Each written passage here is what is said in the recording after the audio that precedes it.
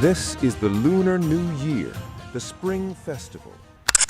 လူတိုင်းကပြုတ်နှစ်ကူဆိုပျော်စရာကြီးလို့ထင်ကြတယ်။ဒါပေမဲ့မူလအစမှာတော့ဒါအသက်လူပွဲတစ်ခုဆိုတာတင်တိပါလား။ပြုတ်လူမျိုးတွေဘာလို့အနေရောင်ကိုမှယူယူမူမူဝတ်ကြတာလဲ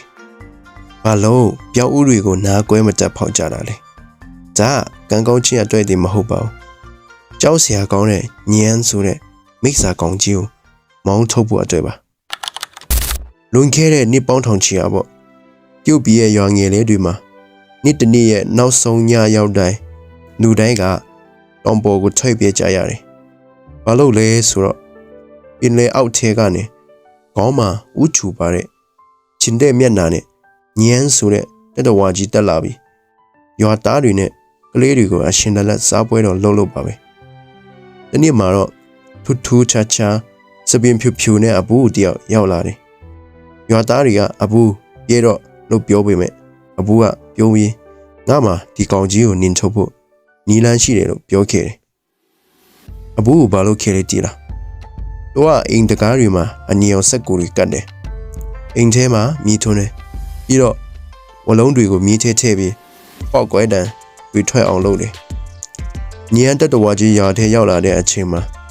အနီရောင်တွေကိုမြင်ပြီးမျက်စိကျိန်းတယ်။မီးရောင်တွေကိုကြောက်တယ်။ပြီးတော့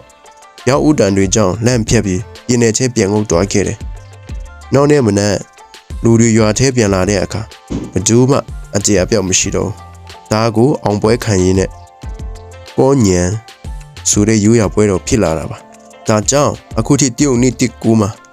ဒီတလဲတွေကျန်နေတာပေါ့။ဒါပေမဲ့ဒါတင်မဟုတ်သေးဘူး။မလုပ်တဲ့အချက်တွေရှိပါတယ်။ကောင်းမလျှော်ရဘူး။ကိုယ့်ရဲ့ကံကောင်းခြင်းတွေကိုဆေးကြောပစ်တယ်လို့ဖြစ်မှာဆိုတော့တမျက်စီလဲမလေးရဘူးအိမ်ထဲကငွေဝင်မဲ့လမ်းကြောင်းတွေကိုလဲထုတ်တယ်လို့ဖြစ်မှာဆိုတော့ဒါမှမဟုတ်ကကြဲလဲမကြိုက်ရဘူး